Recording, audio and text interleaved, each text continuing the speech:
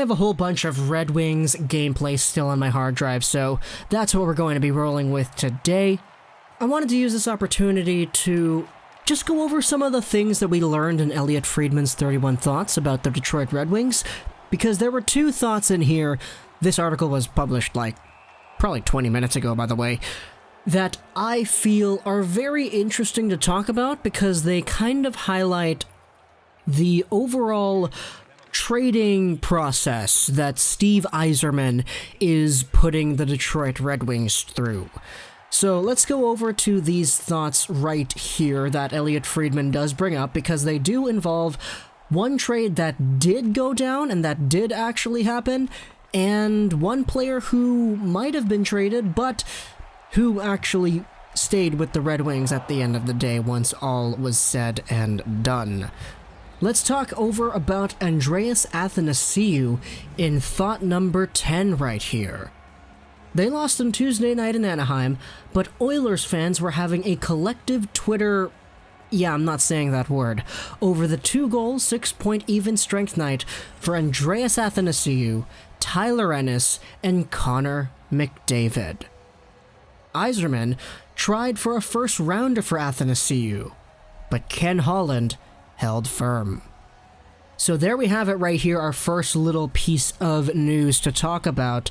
Not just the fact that Athanasiou and Ennis were played with McDavid and they pretty much formed the new first line and they were pretty good together, but the fact that Yzerman and Holland were going at it in a back-and-forth battle of offers and counter-offers. Steve Yzerman was trying to get a first-round pick for Andreas Athanasiou, and in fact, that's what most people, in my comment section at least, were saying that Athanasiou was worth.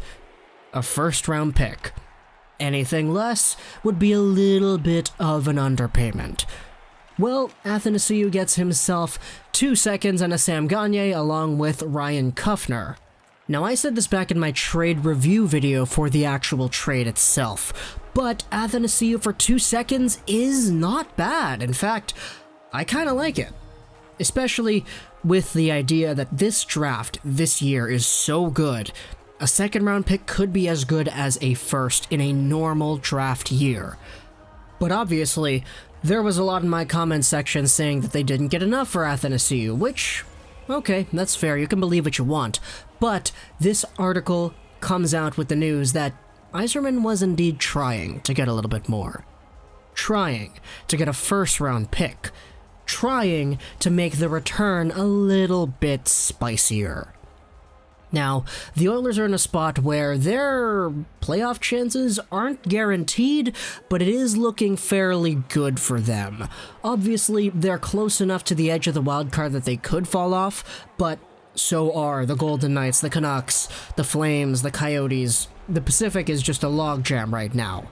And to me, it's understandable as to why the Oilers would want to keep their first, just in case they don't make the playoffs, which I think they absolutely should make the playoffs this year. Then they can keep into that lottery, get themselves another good pick. The top 15 in this year's draft is absolutely nuts, so there are so many good players to take.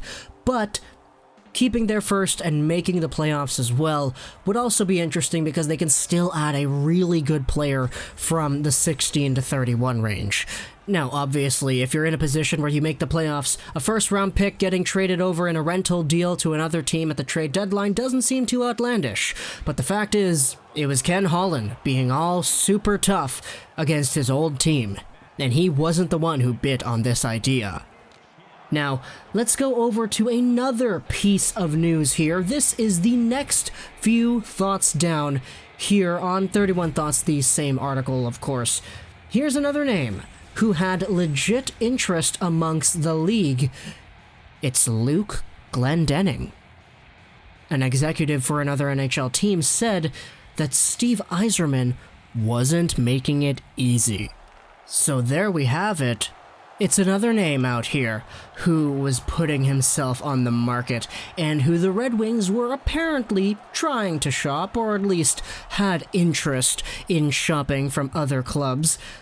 Luke Glendening is a guy who wasn't really in the mix in any of the trade rumors that we talked about.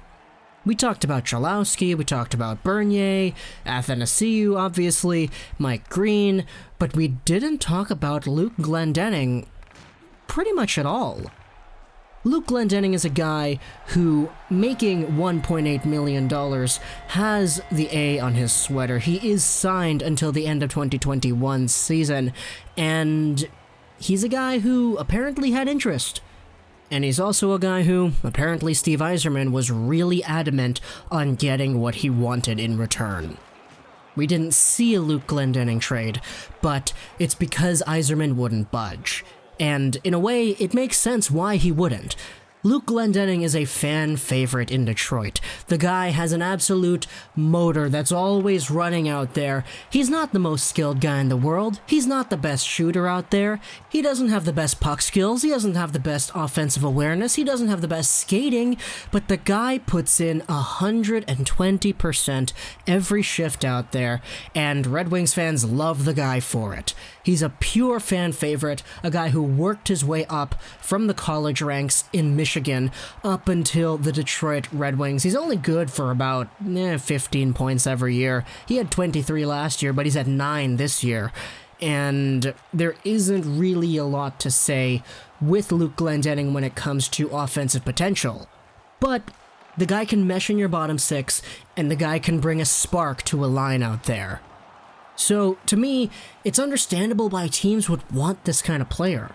Following all the hockey teams that I do and seeing all these energy guys who aren't the biggest in the world and who don't have the best skill in the world but still make their teams better, the Tyler Motts in Vancouver, the Paul Byrons in Montreal, and of course the Luke Glendenings in Detroit, there's a good need for a player like that.